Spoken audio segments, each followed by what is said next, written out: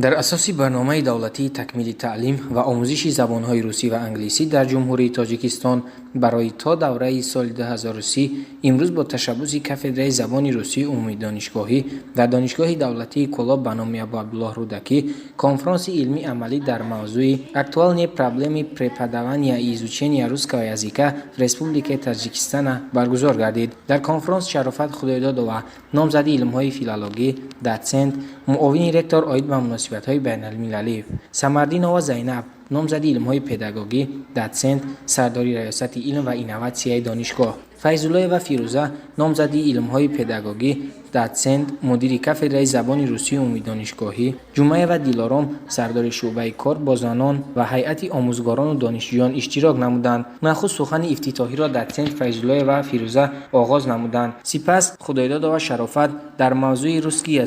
язык международной и культуры и науки Асоева Комилахон در موضوع особенности проведения массовых и индивидуальных форм внеклассной работы в школе саромузгор Жумаева Дилором در موضوع места лингво-аудиовизуальных материалов среди средств обучения суханронӣ намуданд. در آخر کنفرانس با سوال و جواب و محاکمه استادان و آموزگاران به انجام رسید.